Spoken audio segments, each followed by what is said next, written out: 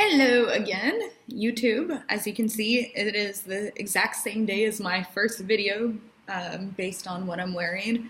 I wanted to jump right in, I guess, to some topics, and the very first thing that I want to post about is actually something super controversial and kind of relevant to the world right now, as something a lot of people have gone through and have decided to participate in. In this video, I plan to discuss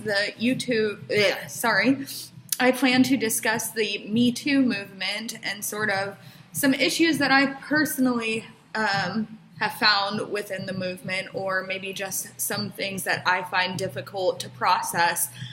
As someone who has gone through sexual assault and has actually been victim to several different various forms of sexual assault, ranging from when I was a kid into adulthood,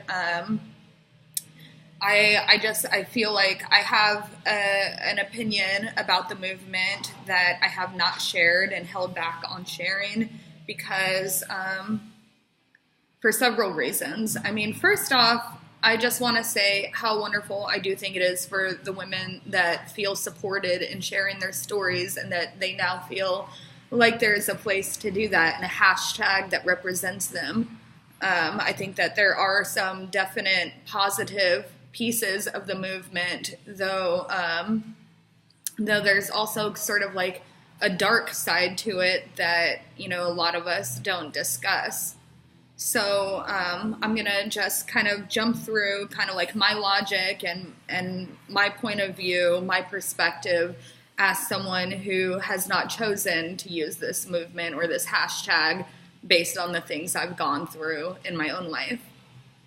So when the Me Too movement came out, almost all social media was you could find it all over Twitter, you could find it all over your Facebook, friends and family members came out and they decided to either share a story along with the Me Too hashtag, or they would just hashtag Me Too with no explanation, which is fine. For me, the reasons why I've chosen not to participate in it, and I'll just have to say, let me start out kind of, I guess, from the beginning. When it happened and I saw all of the posts, there's like a cat hair right there. When I saw all the posts on my Facebook right after the movement, and several of my friends and family members and other people that are just like acquaintances on my Facebook hashtag Me Too or tell stories, I was immediately triggered. I was actually so triggered to the point where I got off social media. I got off my Facebook for about 6 months. I did not want to see all of these sexual assault stories, as I found them to be very sad. And as someone who has gone through it, it does not make me feel better to know that so many women have experienced this. And in fact, it did not make me feel positive whatsoever to think that the problem was much larger than I would have anticipated. So I just want to, I guess, touch on that. Like, women who have been victims, seeing posts like that can be extremely triggering and kind of put them into a dark space.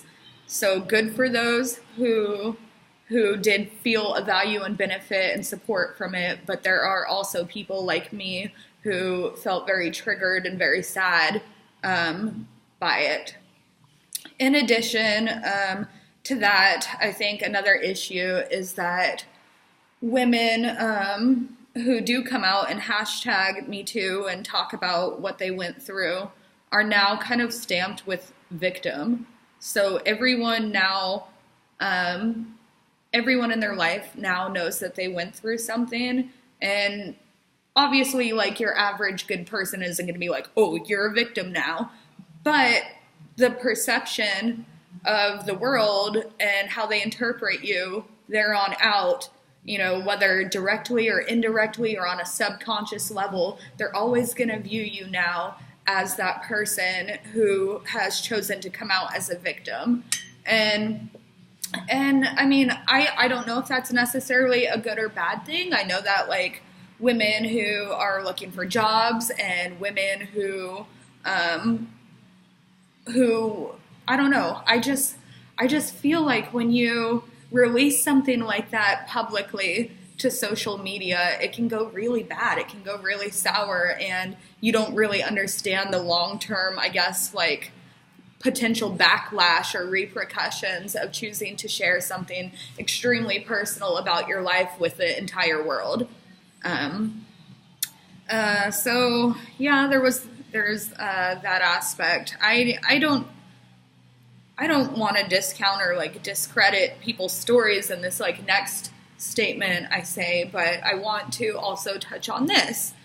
The Me Too movement was supposed to be about like sexual harassment and sexual assault, and those have very different definitions. Sexual harassment, the actual definition, if you look it up, is mostly about where someone who holds power over you being able to advance expect sexual favors or sexual things to you.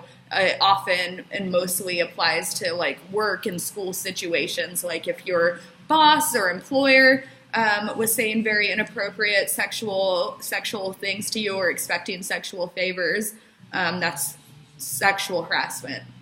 And then sexual assault is like molestation, rape, advancements that are actually like physically unwanted sexual assault. That is what is in that definition. So I noticed that after the Me Too movement came to fruition, like a lot of the stories I was reading talked a lot of the women decided to talk about things like catcalling and just kind of like inappropriate advances from men and, their feelings about that. So although I think those things are terrible and that they shouldn't happen, to lump that kind of behavior and that story next to actual victims of rape, I think it like dilutes. It takes away from the story of like actual victims.